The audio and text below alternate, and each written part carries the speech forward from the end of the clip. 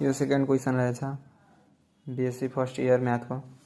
0 integrate 1 x को power 3/2 1 bracket 1 minus x power 3/2। नौ यसमा पनि बाइब्रिजिङ फर्मुला गरिएको छ।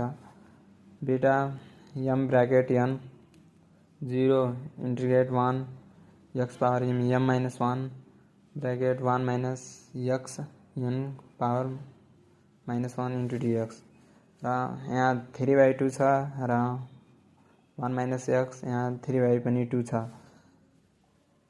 फेरि हामी 3/2 छ जुन 3/2 छ हामी यहाँ 5/2 माइनस 1 गरेछौँ।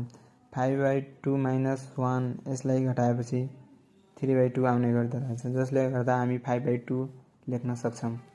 बीटा हाम्रो बाइब्रिजिङ फर्मुलाले गर्दा यहाँ 5/2 र यसको 5/2 बीटा यति आउँछ भने बाइब्रिजिङ फर्मुला यसमा 5/2 आएपछि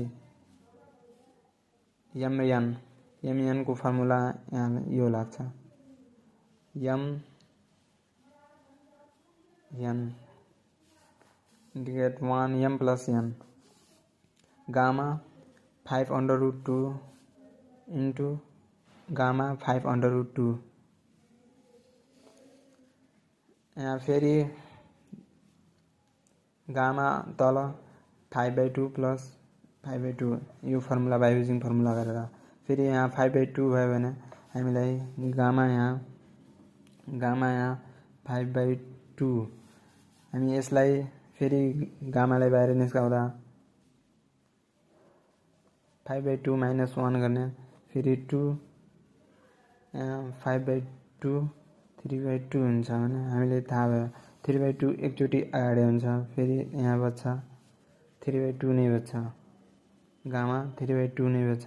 फेरि यसरी गरी 3/2 माइनस 1 गरेर 1/2 हुन्छ भने यहाँ 3/2 बच्छ अगाडि आउँछ फेरि 1/2 अगाडि आउँछ र फेरि गामा 1/2 यहाँ राखिन्छ फेरि र 3/2 यसरी सेम यो पनि छ यसरी यहाँ आउँछ 1/2 भनेको गामा पाई हुन्छ, यहाँ पाई लेख्ने यहाँ पनि पाई हुन्छ र फेरि 3 इन्टु यो तलको भागलाई डिनोमिनेटरलाई तल मल्टिप्लाई गर्ने माथिलाई माथि र पाई जुन 1/2 र 1/2 भएको पाई स्क्वायर हुन्छ र अन्डर रुट कटिन्छ। गामा 1/2 को भ्यालु अन्डर रुट 5 हुन्छ र फेरि यो तलको भाग तललाई मल्टिप्लाई गर्छ माथि भाग माथि नै रहन्छ। 3 पाई 128 हुन्छ यसको एन्सर।